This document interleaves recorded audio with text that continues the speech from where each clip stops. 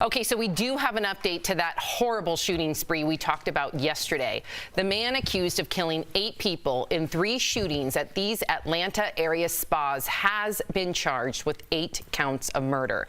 He was to face a judge today, but it was canceled after he waived it in writing through his attorney. We're also learning he had been in rehab for sex addiction and was racked with guilt about his sexual urges. That's according to 2 people who lived with him. Now, meantime, there were Stop Asian Hate marches that took place all across the country yesterday. And now there's a lot of talk about what to label this guy, because 6 of the 8 people killed were Asian. The other 2 victims were a white man and a white woman. So was this a hate crime, or is this more about misogyny, since he may have blamed women for his addiction? Or is this domestic terrorism? Al, what would you say? I would say it's early, Sam. Or all of the above? Yeah, I would say that it's really early. And I feel like this quick thing to label, once you start doing that, Jeff, it's almost the way they tell a detective, don't come up with your own hypothesis, just look at the evidence, because once you have a narrative, you start looking for evidence that supports that. So let's just find out. It's been 24 hours, so what's this hurry? I'm with you, man. I'm glad you said that, actually. I didn't know what anyone was going to say. I don't understand this culture we live in with labels. Everyone's got to be labeled something, and then if you're not with that label, that means you have to be fully against it. How about he's a murderer and a psychopath, and he should spend the rest of his life in jail? I get that people want answers and why he did this, but like Al said, let the professionals break that down, not social media.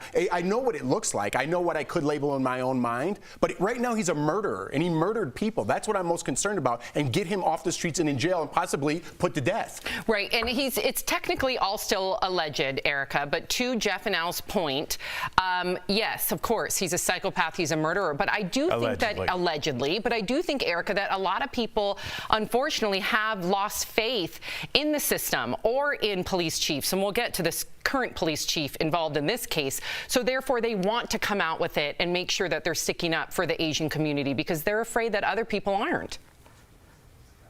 Well, because the issue is that it's imminent. There's an imminent threat. As we mentioned yesterday, hate crimes against the Asian community have gone up exponentially over the past year. Those things are not coincidences.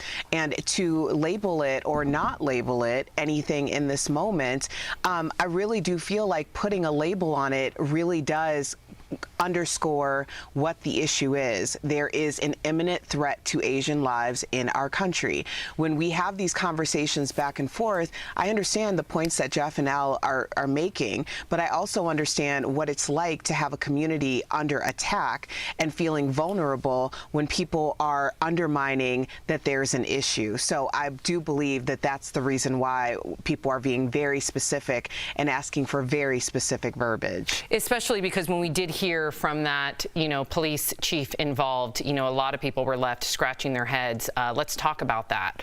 So Cherokee Police Captain Jay Baker, he's the one who said the suspect in the case was having a, quote, bad day during a press conference. If you didn't see it, here is that moment. Take a look. He was pretty much fed up and kind of at the end of his rope, and yesterday was a really bad day for him, and this is what he did. Now something he posted on Facebook has gone viral. Captain Baker had shared an image of T-shirts that read, COVID-19 imported from China, CHY-NA. Yeah, the sheriff has not yet commented on the post, which has been taken down. Wow.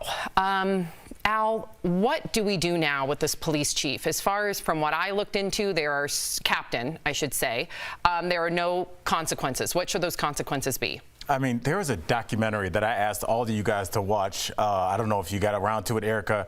It was called How to Fix a Drug Scandal. And this really it made me think about it. I'll tell you why. Basically, and you guys, I don't know how you guys didn't watch this, in the state of Massachusetts, the only two drug labs were both corrupted. One was using the drugs that they were supposed to be sampling. The other one was just marking drugs without sampling them. So they ended up having to throw out 25,000 drug cases. But the DA, the state DA there, didn't want that embarrassment, so they came out on a press conference and said, it's only 2 cases. And there was a guy that said, with press conferences, they're supposed to be boring. They're only supposed to be what you know. You don't come out and say what you think. Well, you don't come out and say, oh, we think Kobe Bryant's helicopter pilot was mad because the Cubs lost. You don't say that. You just say, this is what we have. It should be boring. You should almost know more than what they're reporting. And so the fact that he comes out there with like how he's feeling and what was this and his mom said this. Yeah, how about the victims? How do the victims feel? How do the victims' families feel? How do you know? Right. And why you don't know? So what should happen to him, Jeff? What should happen to him? Or Erica, go ahead. No, I mean, this is par for the course. I think it's really important. When people talk about the context of history, history is what's happening right now. We are going to look back on this moment and think, where were we? What did we say? What did we do? Because for him to come out and say these things, this is very reminiscent of, well, you know, one time he stole a candy bar. One time he was, you know, he got suspended from school. They're setting a picture. They're setting a tone. And what this officer should have just said was, you know, he is me and I am him. Like, why didn't he just say that? Because that's what we all got from that press conference. He's protecting someone who he empathizes with. That someone happens to be the murderer, alleged, and not the victims. So tell me how that makes sense.